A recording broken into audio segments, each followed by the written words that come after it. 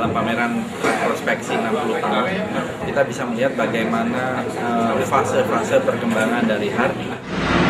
Jadi api yang ada dalam diri saya tidak padam, jadi selalu saya terlibat dengan masalah sosial itu barangkali DNA-nya begitu, DNA saya begitu. Pada setiap karyanya memiliki dimensi keindonesiaan dengan warna kebangsaannya. Karena saya seorang nasionalis dan cinta dengan Republik ini, sehingga saya selalu empati dengan itu. Saya kan ya dari Blitar tentunya dengan Pak Bung Karno segala gitu yang cinta. Menjadi semacam tonggak, terutama dalam gerakan seni rupa baru, dan itu yang saya kira mempengaruhi peranan penting Hardy di dalam seni rupa Indonesia. Nah, dan harus memihak pada rakyat. Ya.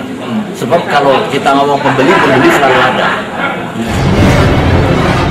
Beliau itu memiliki nyali yang besar di belantara dengan hukum rimba, dan matanya sangat jeli justru di saat kegelapan. Dia selalu melanggar pakem konvensional. Kaum urakan ya, yang melanggar tabu.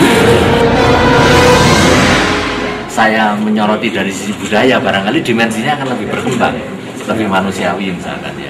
Kalau Anda sendiri ada minat untuk jadi politisi? Enggak, karena seperti Mas Fadli bilang tadi, bahwa saya terlalu blak-blakan, terlalu terbuka, dan DNA saya bukan di situ, tapi di Empu, karena seperti saya bilang tadi, saya keturunan Erlangga, Empu Puturan, Empu Barada, segala itu jadi ya saya di situ posisinya ya. Hardy dan karya-karyanya adalah sebuah dokumenta. Dokumenta dalam arti tidak saja karya-karya yang dihasilkan, tapi seluruh hidupnya.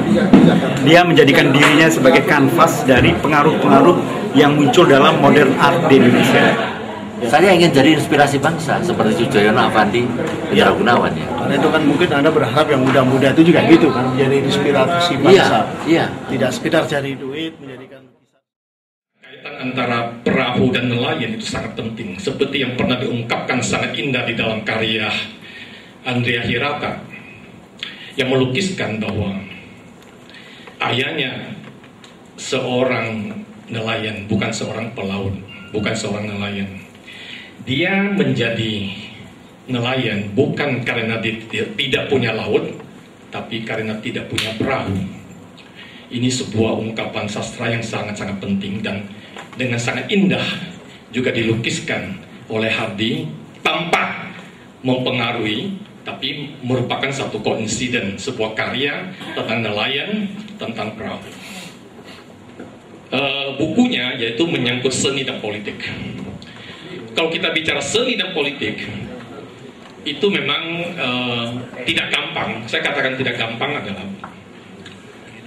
kalau misalnya seni berbicara tentang politik, sering akan tergelincir menjadi seni yang propaganda. Atau ekstrim yang lain adalah bahwa seni tersebut hanya merupakan kritik kepada pemerintah top, ya, kepada orang-orang penguasanya. Tapi seorang pelukis Hardy sangat cerdas mensiasati bagaimana kaitan politik dengan seninya tidak terjerumus kepada seni propaganda, tetapi karyanya juga bisa dikoleksi oleh penguasa itu sendiri, bahkan keluarganya, keluarga Cendana umpamanya. Kenapa? Karena karya-karyanya itu yang dia kritisi bukan para penguasanya, tapi adalah kekuasaan itu sendiri. Saya ambil contoh karya masterpiece-nya yaitu Presiden RI, sudah banyak dikupas, tapi saya akan melihatnya dari sisi yang lain. Presiden RI 2001 dengan baju Bung Karno, dengan wajah Hardy itu sendiri, itu karya ini dibuat pada tahun 1979. Dia sudah mencantumkan tahun 2001. dan tepat 2001 anak Bung Karno, Megawati naik menjadi presiden. Saya coba bertanya, berandai-andai, seandainya karya itu dicantumkan tahun katakanlah 1999, apakah mungkin Megawati naik kursi kepresidenan tanpa diselingi oleh masa Gus Dur umpamanya? Ini pertanyaan metafisikal. Ramalan. Dan ramalan yang sangat jitu.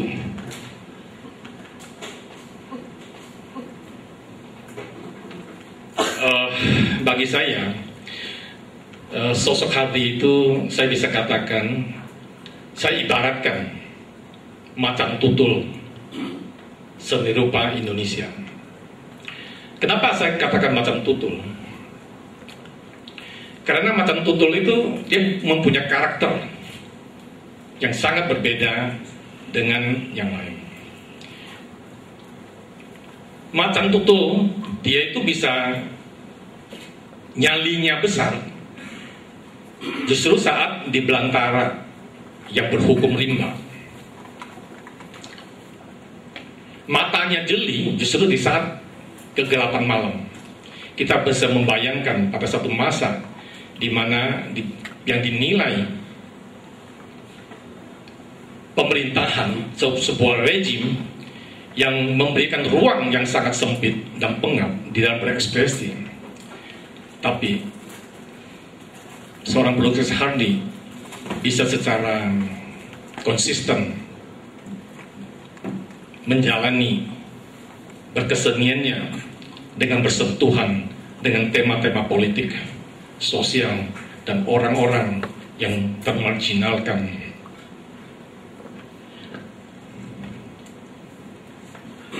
Saya akan kupas lagi satu, karena masih ada 3 pembicara yang lain, yaitu menyangkut potret dirinya. Mungkin bagi pelukis yang lain, potret diri adalah potret diri. Tapi bagi Hardy, karya potret dirinya tidak sekedar tampil sebagai wajah tok. Kita bisa lihat karyanya yang terakhir, potret dirinya yang dijadikan cover buku. Satu dikoleksi oleh Pak Fadli, Fosel. Kita bisa lihat sangat-sangat menarik dengan pet atau topi dari Rusia. Kebetulan topi ini hadiah saya dari Rusia. Waktu saya mau bawa pulang, saya udah beli, saya nggak berani. Saya coba SMS beliau, Pak Hardy, saya udah beli topi ini, tapi saya nggak berani bawa pulang. Gak apa-apa, kamu bawa pulang aja. Kalau ada masalah apa, sebut aja bahwa ini adalah punya saya. Hanya bintang merah atau sabit, bahkan di dalamnya sudah ada kris. Jadi saya teringat kembali pada satu momen untuk bicara tentang kris di Fadli John Library. Waktu itu juga Pak Haryono sempat hadir.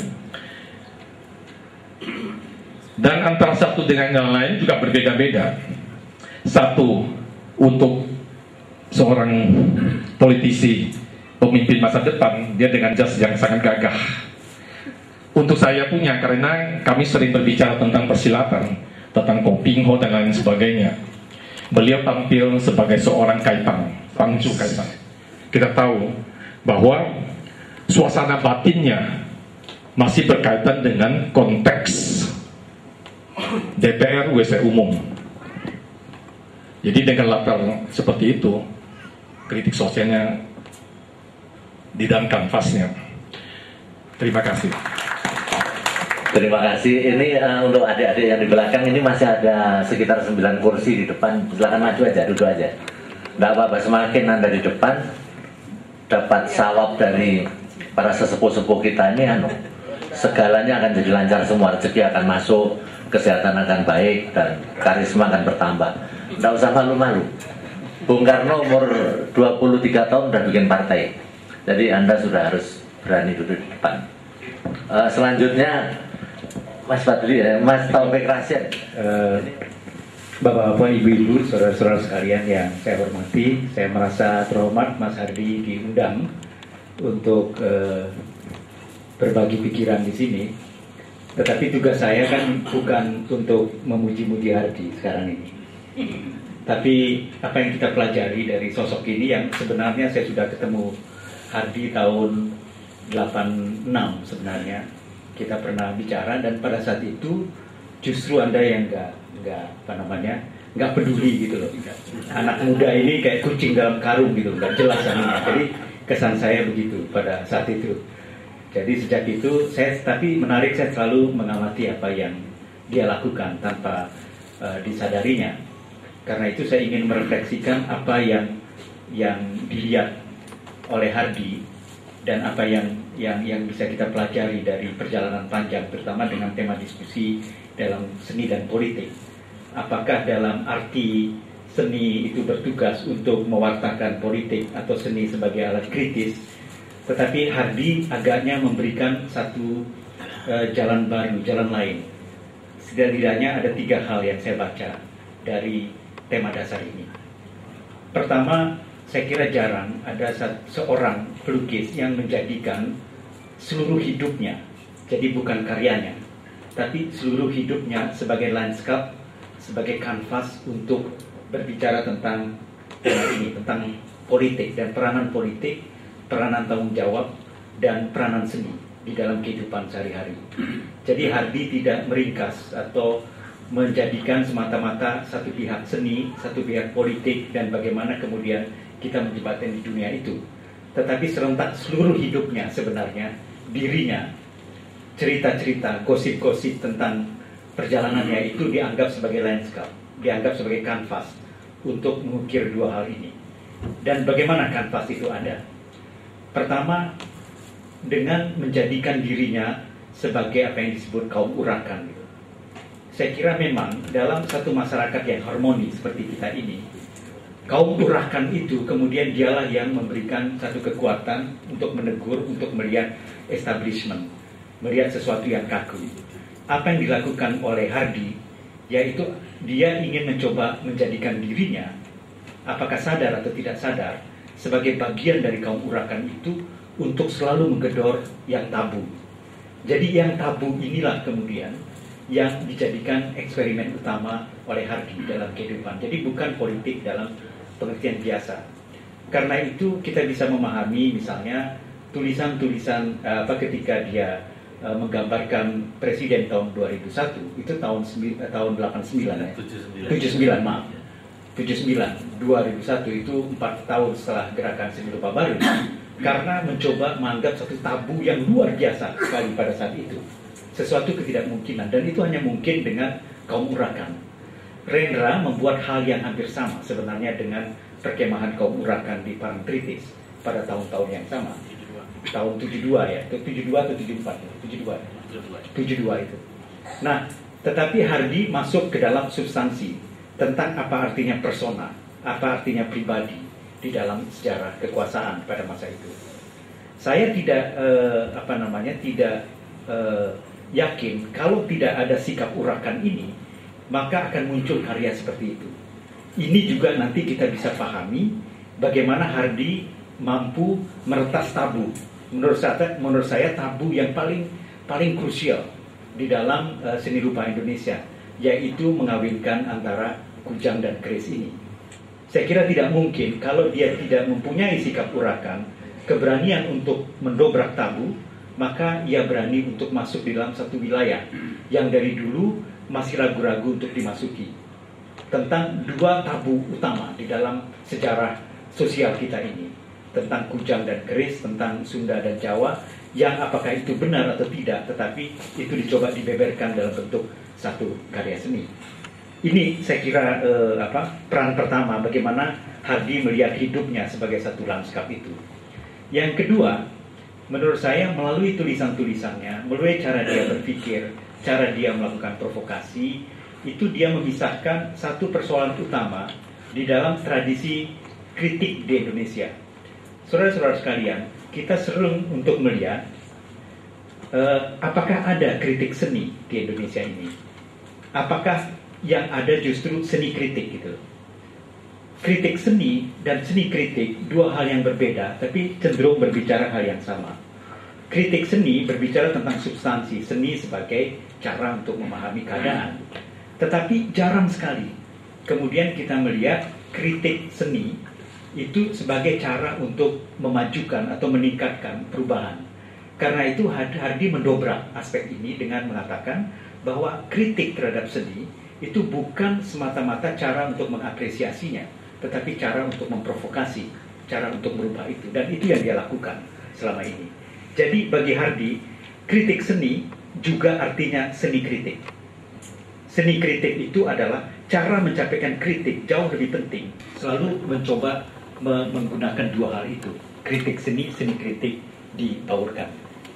Itu yang kedua. Dan aspek yang ketiga, saya kira ini yang menarik sebenarnya. Belum tentu dia berhasil melakukan ini, yaitu melihat seni rupa itu bukan semata-mata sebagai terjemahan dari fine art atau seni rupa, tetapi sebagai apa yang digunakan pada masa dulu, yaitu para rupa. Para itu adalah trans, rupa itu form. Jadi transformasi. Jadi tugas dari seni itu mentransformasi kenyataan atau mentransformasikan alam di dalam seni atau mentransformasikan kenyataan di dalam peristiwa. Luar biasa. Jadi saya hari ini sangat bahagia dikelilingi oleh sahabat-sahabat yang sudah seperti saudara untuk bersama-sama sebenarnya merumuskan keadaan. Jadi apa yang ada pada karya saya kalau kita lihat juga ya bisa dibilang seperti pelukis lain juga melakukan gitu. Cuman saya beruntung hari ini bisa menggelar sebuah diskusi pameran retrospeksi dihadiri oleh para tokoh-tokoh yang ada di sini yang semuanya memiliki empati kepada kami, pada saya sekeluarga, sehingga hati ini bisa berbesar lagi. Karena kalau Anda tanya 3-4 tahun yang lalu saya sudah lumpuh, saya sudah malas, tapi saya melukis selalu banyak. Setiap saya pergi selalu ada gambar yang belum selesai. Malas pameran, saya tidak mau lagi. Karena dunia seni lukis sudah dikuasai oleh sesuatu hal yang tidak kelihatan, yang kita masuk ke sebuah ruangan yang kemudian menjadi gelap. Lukisan hampir sama semua. Picasso bilang, saya bukan pelukis yang tukang cetak kue. Begitu saya mendapatkan cetakannya, saya melukis sama. Itu yang saya lihat di pameran-pameran. Saya tidak tahu apa mereka yang benar, yang masuk surga atau saya masuk surga, saya juga kurang tahu. Tapi kalau saya lihat itu aliran sesat. Tapi ini pikiran-pikiran saya seperti Mas Taufik Rasyan bilang, provokasi tadi. Jadi boleh dianggap dan barangkali juga suatu kebetulan. Saya minta Mas Fadlizon, beliau ini orang muda yang banyak mempengaruhi saya, karena saya masuk di Jangker itu juga karena ini. Mas Fadlizon itu kerisnya 400, saya sebagai orang Jawa tersinggung. Kerisnya cuma 3. Jadi saya tersinggung berat, kemudian saya mulai belajar ngoleksi, tentunya tidak sekelas dia. Tapi ngoleksi setahun saya menciptakan keris Yudhoyono itu. Kemudian setelah itu saya dapat inspirasi dawuh dari Mpu Barada, karena saya keturunan Raja Erlangga dari Kediri. Rumah saya dekat ini, perbatasan Kediri Blitar, jadi saya dapat dawuh itu, saya menciptakan Jangker. Dan alhamdulillah para empu-empu yang sudah di alam sana senyum-senyum dan merestui saya, termasuk Pak Haryono Guritno. Kami silakan Mas Fadlizon. Terima kasih. Assalamualaikum warahmatullahi wabarakatuh. Selamat sore dan salam sejahtera. Mas Hardy ini semakin giat dalam keris karena keris, salah satu keris itu sudah diaku oleh Portugal, diambil oleh Portugal. Keris Dayanti.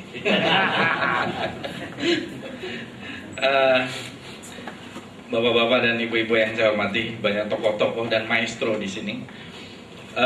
Ketika berbicara seni dan politik, saya sebagai orang muda selalu bertanya pada suatu polemik di masa lalu, apakah seni untuk seni, seni untuk rakyat? Dan itu menimbulkan suatu gejolak yang cukup keras. Saya kira saya nggak tahu ada Pak Ambrus di sini atau Pak Misbah Tamrin yang mau datang. Ada. Saya nggak lihat. Oh sorry Pak Misbah. Jadi saya kira itu adalah polemik yang paling bermutu mungkin di zaman itu, walaupun berada dalam satu setting politik atau setting sejarah tertentu. Nah sekarang seni untuk apa? Apakah seni ini untuk uang?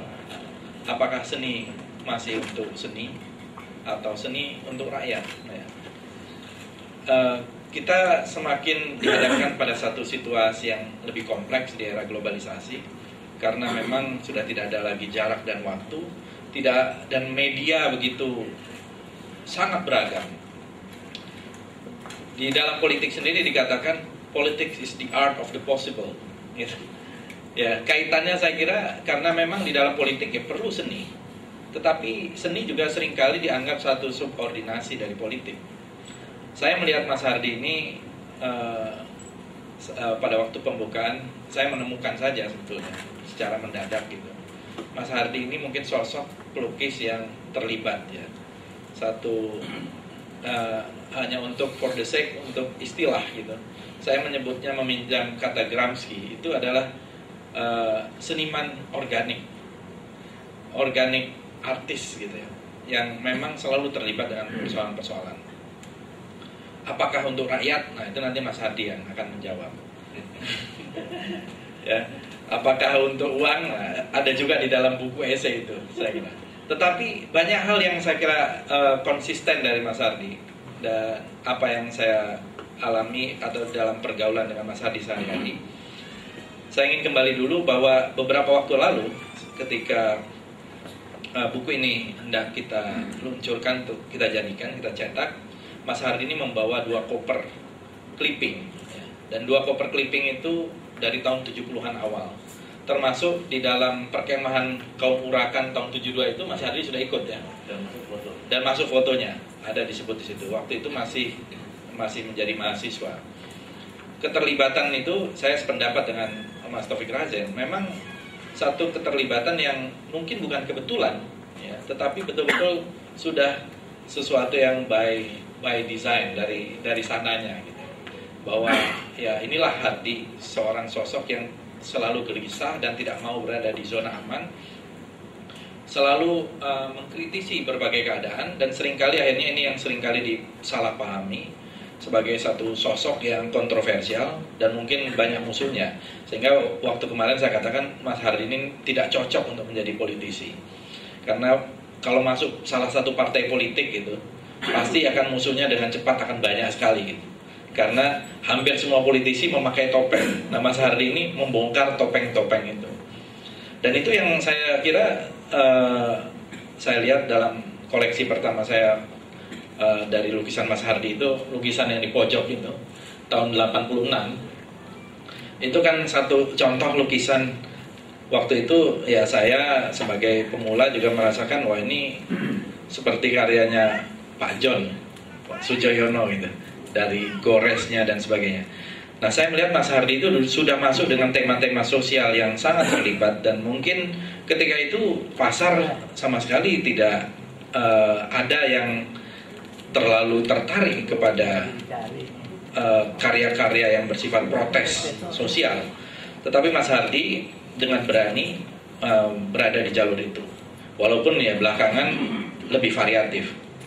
Yang saya kira bisa terlihat di dalam satu koleksi retrospektif ini, kalau perjalanannya Mas Hardy ini mengalami berbagai yang nanti perlu dijelaskan, satu fase-fase, satu periode-periode dalam hidup yang beda. Tetapi ada satu hal yang tidak pernah dipisahkan di dalam melukis apapun, saya kira keterlibatan sosial itu sangat tinggi.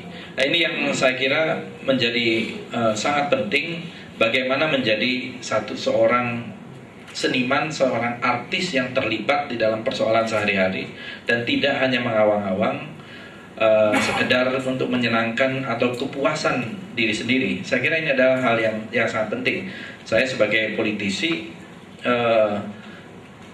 ketika Mas Hardy ikut peduli dalam masalah misalnya gedung baru DPR ya, yang akan dibangun pada waktu itu, pada bulan-bulan yang lalu kita sama-sama tahu.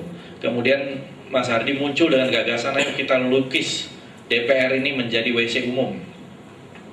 Saya kira ini satu hal yang sangat mengejutkan dan menjadi satu warna lain. Begitu kawan-kawan pelukis, ada 9 orang ketika itu melukis DPR sebagai WC umum, dengan Mas Hardy melukisnya dengan figur Rodang, the thinker ya, the thinker. Kemudian dipadukan dengan itu, langsung respon luar biasa. paling tidak selama berhari-hari, ya bahkan ada beberapa minggu, peristiwa itu satu peristiwa kebudayaan tapi juga satu peristiwa politik itu terus dikutip oleh media massa dan memberikan satu gempuran yang sangat dahsyat, ya, sehingga rencana untuk pembangunan gedung baru DPR itu memasuki satu fase yang lebih tinggi, bukan sekedar partai-partai berbicara menolak gedung baru DPR atau ormas-ormas berbicara menolak gedung baru DPR, tapi Mas Hardy dengan gambar-gambar itu dengan kawan-kawan pelukis lain berhasil, saya kira, memberikan satu imaji yang luar biasa dengan makna yang sangat dalam bahwa ini adalah sumber masalah yang ada di situ. Dan sampai hari ini saya kira kita masih menyaksikan sumber-sumber masalah itu. Mungkin kita lihatlah setiap hari di televisi bagaimana APBN dan berbagai bentuk korupsi yang dilakukan, tidak hanya di APBN tapi juga di banyak sisi, ya, sudah begitu berjamaah. Salah satu pusatnya adalah di DPR sana. Jadi kritik Hardy terhadap DPR itu menurut saya sangat ampuh dan memberikan kontribusi yang besar sehingga akhirnya gedung baru DPR itu digagalkan gitu, untuk diteruskan oleh DPR. Nah, keterlibatan semacam ini saya kira mungkin tidak terlalu banyak diikuti para seniman lain. Seperti tahun 79 itu, akhirnya Mas Hardy masuk Laksusda. Pada waktu Sudomo berkunjung ke perpustakaan saya dan melihat konsep buku ini sambil ngobrol-ngobrol, Pak Domo ya hanya terkekeh-kekeh. Oh, itu belum sampai saya, katanya. Jadi apa yang dilakukan oleh Mas Hardy pada zaman itu memang sesuatu yang luar biasa, merombak kemapanan, ya, menabrak segala macam pakem, ya, termasuk di dalam perkerisan. Semuanya tidak, dan yang saya pelajari, saya banyak belajar juga dari Mas Hardy, dengan merombak pakem-pakem itu, dengan merombak kemapanan itu, kita baru menghadapi satu karya, satu kreativitas yang baru. Karena kalau kita sudah terbelenggu dengan bentuk, sudah terbelenggu dengan satu style, terbelenggu dengan satu teknik, maka akhirnya monoton gitu, dan tidak ada satu kreasi-kreasi baru. Nah, Mas Hardy ini berani melakukan ekspansi ke keris. Nah, saya kira salah satunya karena diskusi keris juga ketika itu Pak Haryo Guritno yang menjadi narasumber, langsung Mas Hardy mencetuskan kita buat pameran keris for the world ketika itu. Di pameran itulah kemudian menjadi salah satu pameran yang terbesar lah yang diselenggarakan di Galeri Nasional tahun 2010. Jadi inovasi-inovasi dan pikiran-pikiran yang liar yang merambah segala macam bentuk, batas-batas, pakem-pakem, dan zona kemapanan itu yang saya kira melahirkan kreativitas baru yang menyebabkan akhirnya lahirlah jangker itu. Saya kira lahirnya jangker, kujang keris itu bukan juga satu kebetulan. Saya pun kaget, ya. Waktu Mas Hardy saya akan mulai mengoleksi keris, saya pikir bercanda itu. Tapi ternyata cepat sekali Mas Hardy mengoleksi. Dan bahkan tidak hanya itu, langsung melakukan roadshow ke pekeris-pekeris mulai dari Jawa Tengah, Jawa Timur sampai ke Madura sana. Saya iri sekali karena saya juga ingin ikut perjalanan itu sebetulnya. Tapi Mas Hardy kemudian sudah langsung mencipta atau berkarya dengan memberikan hal-hal yang baru. Nah, kalau sekarang ini sudah sampai kepada jangker, ingin memadukan antara Pajajaran dan Majapahit yang selama berabad-abad, paling tidak secara simbolik bermusuhan, mungkin medium lain ya kita tidak tahu apa yang akan dilakukan oleh Mas Hardy ini ke depan. Saya kira Mas Hardy ini akan memberikan jejak-jejak baru ke depan, karena saya yakin di dalam setiap karya-karyanya itu ada satu keberpihakan, ada satu nafas, satu roh dan gerak terhadap situasi sosial kita. Tidak hanya merekam tapi menyampaikan satu pesan-pesan yang lebih profetis, ya. Meskipun di antara lukisan telanjang itu saya kira ada pesan-pesan profetis juga di situ. Makanya saya ikut mengoleksi salah satunya, ya. Jadi saya katakan itu bukan pornografi, itu jelas seni gitu ya. Dan tidak menonjolkan bagian-bagian yang memang rangsang, tetapi membuat kita berpikir ada apa di balik itu, di balik lukisan-lukisan itu.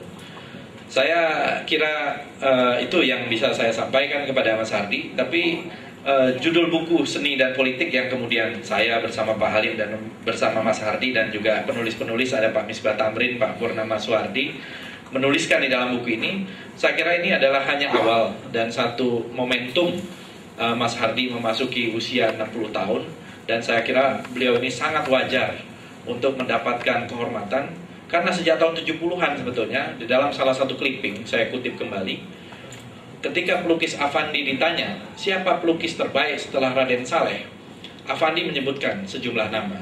Antara lain di situ ada Popo Iskandar, Sri Hadi Sudarsono, Bud Mokhtar, Rusli, Sadali, dan salah satu nama terakhir yang disebut adalah Hardi.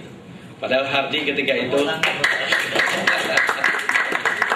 itu masih mungkin baru selesai 1 tahun dari dikeluarkan dari ISI, dan sedang berada ketika itu di luar negeri ya, sedang berada di Belanda ketika itu.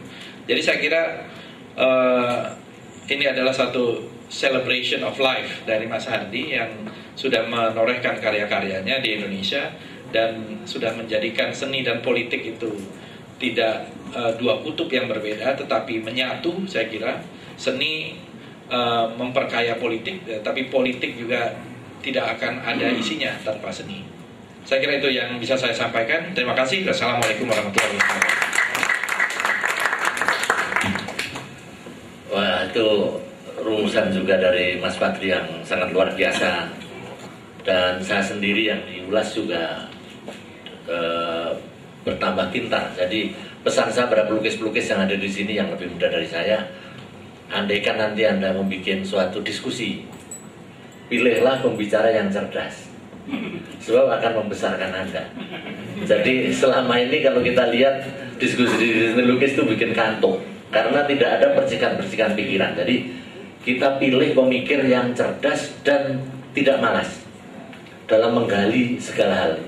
Itu yang akhirnya memperkaya kita. Dari pembicaraan diskusi aja sudah terbayang saya akan membuat lagi satu buku nanti. Tentunya Taufik Nasir segala masuk di situ supaya semakin kuat. Dan Republik ini butuh itu sebetulnya, rumusan-rumusan yang konkret. Dan itu tidak hanya pada saya yang terjadi, pada pelukis-pelukis yang ada di sini. Insya Allah akan bisa, dan itu gampang. Asal niat dan doa. Jangan tidak percaya dengan doa pada Allah Ta'ala. Semua kehidupan ketika saya umur 60 tahun itu tahu bahwa itu sudah di-set-up dari atas. Jadi ketika kita menjalani peran ya sebaik-baiknya saja. Sebaik-baiknya saja. Kemudian kita tembus dengan doa-doa lagi, dan saya akan semuanya akan lebih baik. Dari pembicaraan tadi kita bisa simpulkan tentang Pak Halim mengulas tentang otentisitas.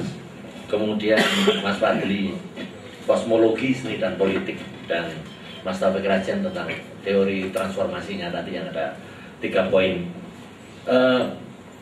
Saya tambahkan sedikit lagi tuh. Saya ini baru tahu diajarin Pak Haryono itu ketika barusannya ada pameran keris di Hulu Keris di Kompas di Bentara Budaya.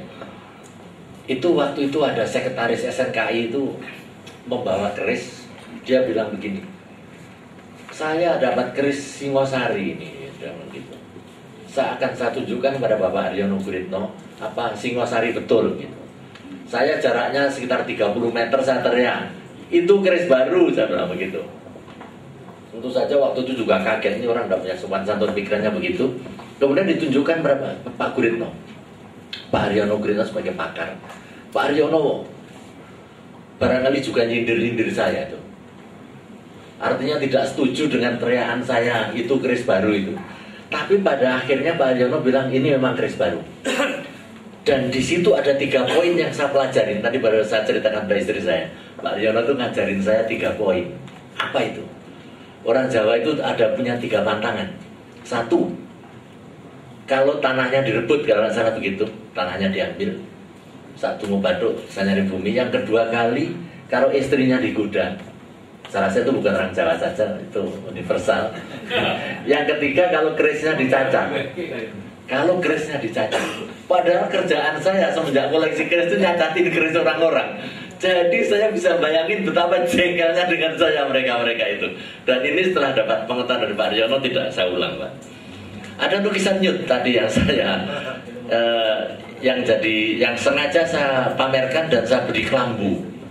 Itu sebetulnya lukisan politik. Politiknya begini, kalau sampai saya dimajukan ke pengadilan atau kena undang-undang pornografi, saya minta Republik Indonesia menjadi NII, Negara Islam Indonesia.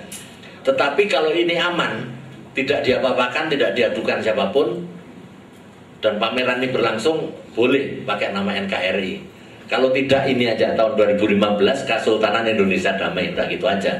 Semua pakai sorban, Pak Yaakob Utama, Romo Magni Suseno, Kiai Haji semua. Taufik Kimas, Mas Gunawan Muhammad kayak orang FPI asli, jenggotnya itu juga. Udah ganti negara aja, NII, Negara Islam Indonesia. Kalau sampai itu dihukumkan saya, jadi masuk pengaduan. Kemudian saya lihat potret yang disinggung Pak Alim tadi, koleksinya beliau itu sengaja itu suatu sindiran yang keras, tapi tidak terlalu samar juga. Itu agak pengecut sedikit saya. Itu saya kasih judul potret diri sebagai Kaipang Pangcu. Kaipang itu partai pengemis di buku silat itu. Tapi saya pangcunya, jadi saya ketuanya. Pangcu itu ketua. Backgroundnya gedung DPR. Gedung DPR itu sayangnya partai. Partai Golkar, Partai Demokrat, Partai PDIP, semua partai. Tapi partai saya pengemis. Gitu. Rakyat Indonesia itu sebenarnya partai pengemis. Bukan Partai Golkar, Partai Demokrat, PDIP segala. Posisinya itu pengemis, terutama seniman. Kalau dibanding dengan partai-partai yang ada di gedung DPR sana, di Senayan sana. Jadi kira-kira yang tidak saya capai itu yang saya proteskan. Tapi ini barangkali terlalu soft. Selanjutnya saya buka untuk para saudara-saudaraku, para hadirin untuk menyampaikan suatu komentar atau apa. Kami persilahkan, akan kami catat 5 orang dulu ya. Silahkan ya. Asmun, Pak. Bapak Asmun ya. Saya catat namanya Asmun. Saya tuh sering nulis tapi akhirnya nggak bisa baca karena saking jeleknya. Terus Haji Ilham. Haji Ilham ya. Ya. Bapak Sunarti ya. Sering ketemu di pengajian Mas ini yang baru wafat, Kiai Haji Agus Menta ya. Terus ya, adik siapa? Oh, Casdiwanto.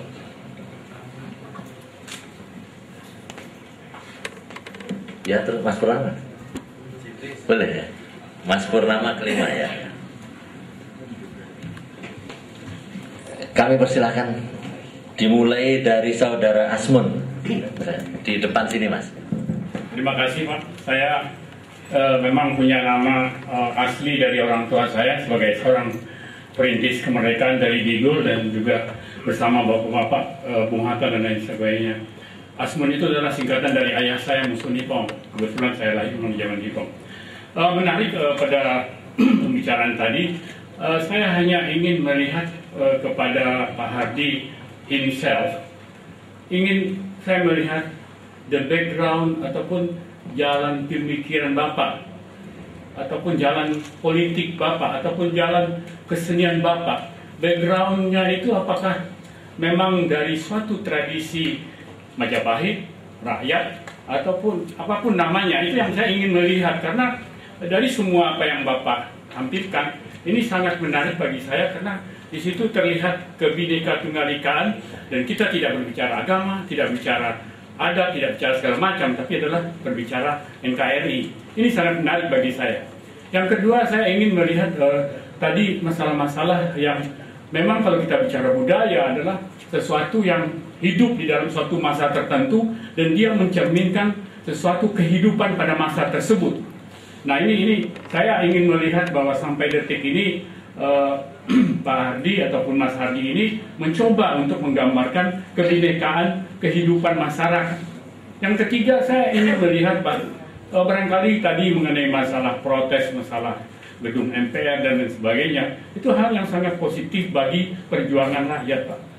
Kerakyatan di dalam Pancasila ini kerakyatan. Nah ini barangkali tolong Bapak terjemahkan suatu refleksi kehidupan masyarakat kita sekarang ini yang barangkali kalau saya melihat kepada apa yang dikerjakan oleh bapak-bapak pendahulu kita, kalau di kampung saya namanya Pak, jauh panggang dari api Pak. Jadi hal-hal yang ingin dicapai di dalam kesejahteraan daripada sila kelima itu nampaknya kok makin jauh. Nah ini barangkali Pak perlu suatu pemikiran refleksi. Kalau boleh saya kembali kepada Bung Fadlison, apa sih yang kita bisa pikirkan ke depan, masa depan Indonesia ini? Dan ini hanya bukan untuk kita sekarang, tetapi adalah untuk generasi demi generasi kita ke depan. Barangkali itu aja Pak, terima kasih. Selamat sore. Terima kasih. Terima kasih. Selanjutnya kepada saudara Irham. Kami persilahkan Pak. Assalamualaikum warahmatullahi wabarakatuh. Waalaikumsalam. Saya Irhami Teladan Yogyakarta. Saya datang kemari karena saya lagi pantau Fadlizon ini. Saya lihat excellent sekali dia melakukan kegiatan-kegiatan yang bermasyarakat dan selalu mengangkat orang-orang hebat seperti Pak Hadi. Terima kasih. Pada acara hari ini mengenai seni dan politik, kalau saya amati gambar-gambarnya itu sangat patriotik, Pak Hadi. Seni dan politik, tapi saya lebih mencerminkan itu seni dan nasionalisme. Dengan seni ini kita bisa tingkatkan nasionalisme. Dan seni itu harus berdasarkan ikon daripada budaya setempat. Nah sekarang ini budaya lokal ini sudah tercemar dengan budaya-budaya masuk. Oleh karena itu kami dari Yayasan Mitra Setara ini sedang membuat suatu program namanya Roadmap Pemilihan Presiden Pro Pribumi. Agak ganjil sedikit tapi tidak apa-apalah, kita beranikan diri ini soal situasi politik yang sudah mulai berbeda dan tawuran di mana-mana yang sangat mengganggu kita. Di dalam program ini kita pertama menyelenggarakan budaya adalah ikon daripada nasionalisme, kemudian kita ciptakan undang-undang mendorong ekonomi mitra, dan terakhir highlightnya adalah pemilihan Presiden Pro Pribumi. Kami melihat dan ingin bertanya pada Pak Hadi, sangat gembira sekali dengan adanya gambar yang di depan kita ini Pak. Itu Islam Top dan banyak orang Jogja di sana tertampil. Saya cukup bangga. Tapi kenapa 2015 Pak, bukan 2014? Terima kasih. Wassalamualaikum warahmatullahi wabarakatuh. Terima kasih Pak. Ini hari ini sangat berbobot semua ini. Kemudian Bapak Sunardi, sahabat kita. Terima kasih. Assalamualaikum warahmatullahi wabarakatuh. Pertama-tama tadi saya tertarik kepada kata uraan ya yang disampaikan oleh teman kita. Di dalam pewayangan pedalangan dalam konteksnya suatu cerita itu mengatakan dugal kewarisan, ngedan keturutan. Itu memang ada satrianya, saudara-saudara. Nah, kita harapkan daripada seniman-seniman ini atau politikus-politikus ini, kalau mau merubah keadaan, saya tidak melihat ini nanti politik yang sekarang digambarkan cuma protesnya Mas Hadi dengan beberapa teman tentang gambar yaitu WC di DPR. Kondisi sekarang ini kita mengalami 3 demokrasi setidak-tidaknya. Demokrasi terpimpin pada zaman Soekarno dikritisi dan itu menyebabkan terbunuhnya berjuta-juta rakyat kita, dan yang lain masih ada yang hidup sengsara. Kemudian zaman demokrasi Pancasila dan Undang-Undang Dasar 45 ini sering katakan bahwa ini justru akan menghancurkan Pancasila dan Undang-Undang Dasar 45 terjadi. Karena apa? Karena Pancasila ditafsirkan oleh berbagai macam yang satu itu. Pancasilanya Mas Hadi, Pancasilanya Mas Fadlizon, partai-partai itu pasti tidak sama. Bung Karno pernah melakukan itu. Kemudian yang sekarang kita berada di dalam demokrasi. Tidak ada macam-macamnya. Sebetulnya demokrasi 49 banding 51. Itu demokrasinya Barat. Dan jelas sudah merusak bangsa ini. Kemudian tokoh-tokoh politik yang lain mengatakan demokrasi yang kebablasan. Ada lagi satu komunitas, demokrasi ini sudah dibaca oleh partai-partai. Kemudian ada lagi satu yang jarang, ini yang dikemukakan oleh pendeta dari grup Malioboro. Demokrasi sekarang itu adalah demokrasi Sontoloyo yang membangga-banggakan, artinya bangsa ini, tentu pemimpin-pemimpinnya mendewa-dewakan, membangga-banggakan, yang pasti membawa kehancuran kepada bangsa kita ini. Saya mengharapkan Saudara Fadlizon yang muda, yang dulu saya mohon maaf ya tidak bisa hadir di pertemuan Anda melakukan kegiatan seperti ini. Marilah saudara-saudara, bahwa bangsa ini sudah hancur berantakan. Kita tidak mungkin bisa mengharapkan 2014 itu lewat pemilihan langsung presiden, gubernur, bupati, wali kota, itu menjadikan raja-raja aja. Demokrasi ini kan demokrasi kekuatan aja. Kalau bangsa kuat, yang lain ditindas. Ini hendaknya menjadi perhatian kita semua. Kemudian saya ngertinya politik dan seni. Berseni politik itu kita ini kan macam-macam. Ada Buddha, ada Kristen macam-macam. Ada Islam macam-macam juga. Bagaimana mengatur ini terutama ditujukan kepada rakyat kita. Sungguh memprihatinkan, di Pacitan saja tempatnya presiden sekarang ini mulai belajar makan tiwul. Kita lihat di TV itu. Kemudian di daerah mana lagi, Cirebon kalau tidak salah, itu aking, beras aking. Sementara saudara-saudara kita yang bisa koruptor, yang bisa korupsi itu, coba kalau makan di hotel. Luar biasa ini penderitaan rakyat ini. Jadi saya mohon kepada teman-teman juga, berpolitik, berseni politik itu adalah mengatur rakyat kita ini yang bermacam-macam. Saya rasa itu saja. Mudah-mudahan terakhir saya menyampaikan selamat berulang tahun yang ke-60. Terima kasih, Mas. Semoga panjang umur Dimas Hadi. Amin, Mas. Sudah masuk sesama dengan kami adalah lansia. Jadi Iya, Pak. Terima kasih, Pak. dapat prioritas yang macam-macam. Naik pesawat 20%. Oh iya, Pak. Iya, Pak. Naik busway belum gantung. Iya. Yang muda disuruh berdiri. Iya. Sekian, terima kasih. Wassalamualaikum warahmatullahi wabarakatuh. Mas Fadli begitu gembiranya.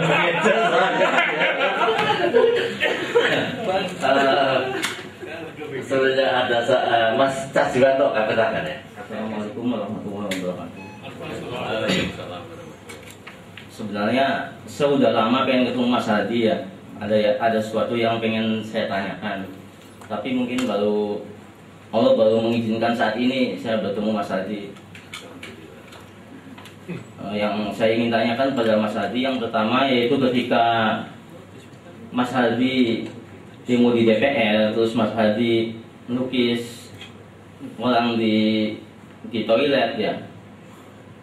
Yang ingin saya tanyakan kepada Mas Hadi, apakah itu pantas itu Mas Hadi melukis seperti itu? Karena menurut saya Mas Hadi itu bukan melukis biasa.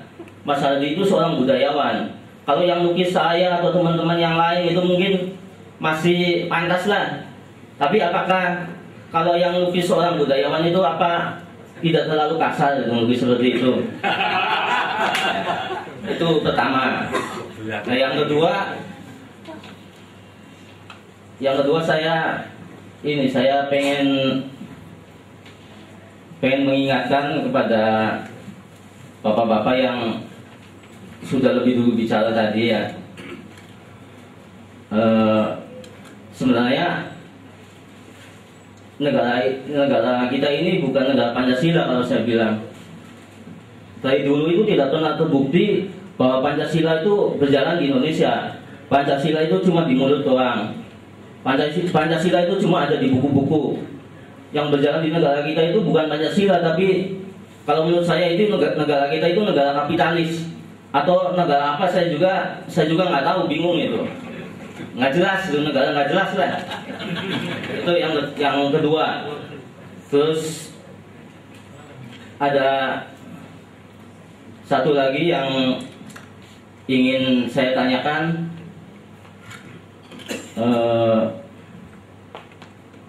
apa ya, lupa saya.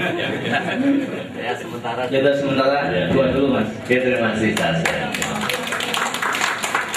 Ini yang untuk terakhir ini, tapi nanti kita buka sesi lagi. Mas Purnama Suwardi, beliau ini konco seperjuangan saya ketika gerilya di Orde Baru dulu, sering kami tokso atas senario beliau. Jadi Yusril sama Indra masih muda, masih takut-takut. Saya sudah sama ini Romo Muji masih ini culun lah gitu. Kita sudah tokso ngantemi pemerintah kecil-kecilan gitu. Bukan kami persilakan Mas Purnama. Saya banyak dibesarkan oleh dia, sehingga badan saya gendut, beliau tetap kurus. Terima kasih. Baik, terima kasih. Assalamualaikum warahmatullahi wabarakatuh. Bicara soal Mas Hardi, sebetulnya ini bicara soal sesuatu yang tidak kunjung habis. Lebih 25 tahun pertemanan kami, sebetulnya banyak hal yang berkesan dalam pada diri saya, terutama ketika Mas Hardi ini menjadi narasumber. Dan di zaman Orde Baru itu selalu saja ada faktor ikutannya. Setelah wawancara mesti saya kena skorsing karena kenakalan Mas Hardi yang timbul karena originalitas pikirannya. Nah, ini sebetulnya kalau saya pikir-pikir begitu kan agak cocok dengan pendapat kawan saya gitu, bahwa bergaul dengan seniman sebetulnya Anda sama saja memasuki kehidupan eksentrik orang-orang aneh. Nah, saya lakukan itu. Nah, keanehan-keanehan itu sebetulnya bisa lahir karena kejeniusan. Dan juga ada orang bilang kejeniusan dekat dengan kegilaan. Nah, gila-gilaannya Mas Hardi sebetulnya ada di ruangan ini. Ketika muslimah yang digenggam itu adalah Das Kapital, ketika pastor bersorban, ketika orang yang dinilai sangat sekuler juga bersorban. Nah, ini semua sebetulnya begitu kan. Kalau tadi Mas Fadli bicara soal Gramsci, saya juga ingat pada Octavio Paz. Sebetulnya apa yang kegila-gilaan Mas Hardi ini di dalam karya-karyanya itu menunjukkan perangkaian atau konjungsi relasi-relasi sosial di dalam visual lukisannya begitu kan. Karena bagi dia ada problem, ada keikutsertaan dan keterlibatan seperti yang Mas Fadli tadi sampaikan. Bagi Hardi, saya melihat begitu kan, urusan lukisan sudah bukan lagi urusan garis, warna atau cahaya, tetapi adalah keterlibatan penuh seniman. Jadi kalau tadi ada seni untuk seni atau seni untuk rakyat, pada Hardi sebetulnya seni untuk manusia dan kemanusiaannya itu yang bisa kita tangkap. Dia bicara begitu jujur. Tetapi pameran ini juga kurang jujur Mas Hardi. Ada periode ketika Anda berusia 40 tahun, ketika masih punya sanggar di Glodok, itu ada periode bunga di sana. Bunga-bunganya juga cantik, tidak satu pun dipamerkan di sini. Saya kira habis. Kalau yang habisnya tidak dia cerita. Nah, saya kira itu yang saya sampaikan.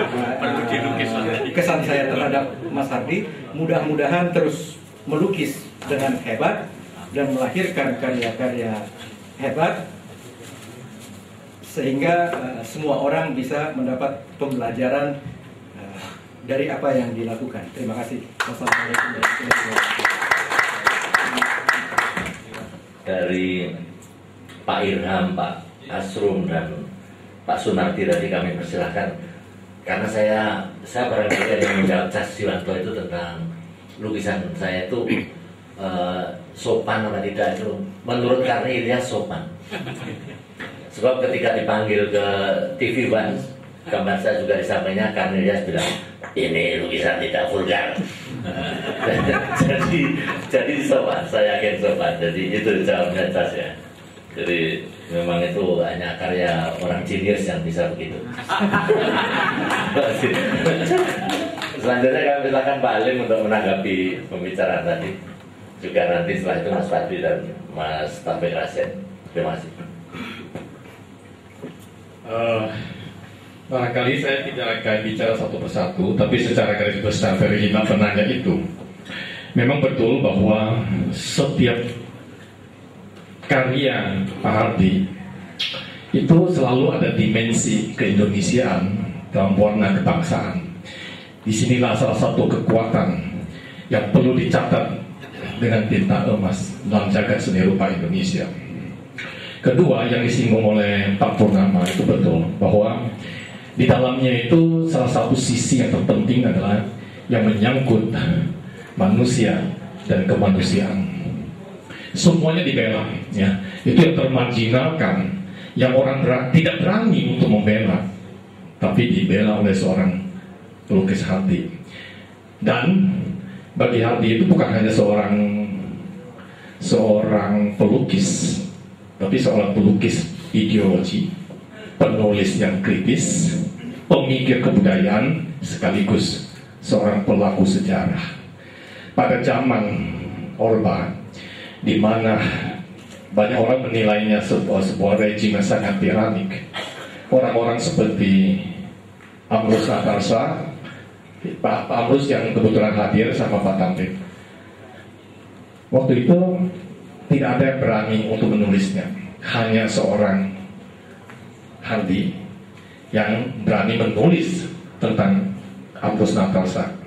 Ini ada salah satu juga sisi keberanian, ya.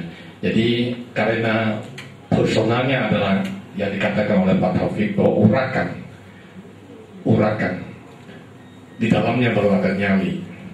Ya, demikian yang saya bisa sampaikan. Saya ingin menjawab beberapa hal saja. Saya ingin menanggapi Mas Sunardi itu tentang, saya kira kita memasuki satu periode sekarang ini bisa gagalnya demokrasi, ya. Bung Hatta dulu tahun 58 mengatakan bahwa tantangan demokrasi itu ada 3. Yang pertama adalah korupsi, yang kedua adalah oligarki partai, dan yang ketiga adalah tidak adanya pemimpin yang bertanggung jawab. Saya kira 3-tiganya sekarang ada di depan kita. Korupsi dibanding dengan masa Orde Baru saya kira sekarang ini jauh luar biasa. Kalau dikatakan ada iklan tidak, ternyata tidak sedikit gitu. Ya, karena luar biasa tadi. Gitu. Kemudian kalau di masa Orde Baru, korupsi itu masih sentralistik. Ya, paling hanya di partai tertentu, di sekitar keluarga tertentu, dan DPR tidak terlalu demikian, mungkin di institusi tertentu. Ya. Tapi kalau sekarang ini semuanya orang bilang berjamaah, tapi saya bilang kalau berjamaah kan 5 waktu. Kalau ini 24 jam. Ya. Jadi udah terlalu kelewatan sebetulnya. Sehingga kita sulit untuk menggambarkan nih kita nih berada di satu zaman apa. Gitu. Saya bicara dengan ya banyak tokoh-tokoh senior ya, yang mengalami mungkin beberapa zaman. Itu umumnya melihat bahwa kita ini mengalami satu kebobrokan yang luar biasa sekarang ini. Kelihatan semua di atas permukaan baik-baik saja, bahkan banyak akrobat angka-angka. Tapi pada kenyataannya saya kira kita mengalami satu kemunduran yang luar biasa di berbagai sisi. Artinya keadaan sekarang itu hanya menguntungkan segelintir orang, ya. Dan kita menghadapi satu betrayal of the elite, gitu ya. Kalau Julian Benda mengatakan dulu the betrayal of the intellectual, satu pengkhianatan intelektual. Sekarang kita menghadapi the betrayal of the elite, pengkhianatan elit yang luar biasa. Tetapi untuk menyuarakan ini sepertinya sudah imun. Jadi kalau ada orang korupsi sekarang ini sudah biasa-biasa saja. Toh semua orang juga jadi koruptor. Toh semua orang juga masuk penjara, biasa-biasa saja. Nah, imunitas ini menurut saya hanya bisa didobrak oleh seni. Ya, saya kira hanya bisa didobrak oleh seni. Saya belum tahu bentuknya apa. Tetapi masalah rasa malu, ya tidak ada lagi rasa malu. Ya, karena semua orang sudah melakukan, sudah menjadi bukan korupsi, bukan lagi fact of life, tapi sudah menjadi way of life, gitu ya, way of life. Dan ketika dia menjadi way of life, ya sudah, kita sudah menjadi imun. Nah, mungkin Mas Hardy ini perlu memikirkan bagaimana mendobrak imunitas tadi, gitu. Jadi ini PR. Karena Mas Hardy sudah banyak melukis koruptor itu banyak sekali di periode. Tapi koruptor zaman itu lain sama sekarang. Kalau sekarang itu imunitasnya sudah tinggi. Jadi sudah mengalami, kalau vaksin itu sudah kalau virus itu mengalami mutasi, ya, mutasi gen. Sehingga sekarang ini sulit untuk vaksinnya belum ketemu. Kira-kira apa gitu. Kemudian saya melihat juga ya di dalam politik itu masalahnya juga dilematis. Seniman itu kan kebanyakan orang-orang baik, orang-orang jujur dan bicara apa adanya. Politik itu memakai topeng. Tapi ada pepatah dari Edmund Burke ya, seorang filosof Jerman, mengatakan the only thing necessary for the triumph of evil is for good men to do nothing. Gitu ya. Jadi kalau orang baik-baik ini tidak ikut di dalam politik, ya yang menguasai politiknya setan-setan semua. Gitu. Ini dilemanya. Bagaimana kalau orang baik-baik tidak ikut di dalam politik, berkubang di dalam politik? Makanya saya selalu mengajukan sebaiknya kalau Anda merasa baik, ikutlah dalam politik. Partai boleh apa saja, tapi pasti orang baik akan ketemu dengan orang baik, orang jahat akan ketemu orang jahat. Lepas dari partainya apa saja. Karena ada pepatah Latin mengatakan pecunia non olet, money doesn't smell. Jadi uang itu tidak tercium baunya seperti apa. Dan kalau uang artinya dia tidak mengenal ideologi, tidak mengenal partai, tidak mengenal agama. Di sini saya kira masalah yang sedang kita hadapi dan kita melihat bahwa masalah-masalah ini dan salah satu kekurangan saya kira kebanyakan politik itu karena memang tidak ada lagi karakter. Padahal karakter itu banyak bisa dibangun oleh seni, saya kira oleh budaya, dan itu yang semacam kemudian mencelak dari situ, meloncat dari situ. Tidak ada karakter lagi. Dan kalau kita kehilangan karakter kan kita kehilangan segalanya. If we lost the character, we lost everything. Dan terakhir saya sependapat dengan Mas Purnama. Saya kira itu formulasi yang bagus. Saya mencari-cari kira-kira apa formulasinya. Untuk hari ini seni untuk apa? Dan saya kira benar, seni untuk kemanusiaan itu paling pas lah kira-kira. Paling tidak itu yang menggambarkan bahwa Mas Andi sangat peduli terhadap masa depan manusia dan khususnya masa depan manusia Indonesia. Terima kasih.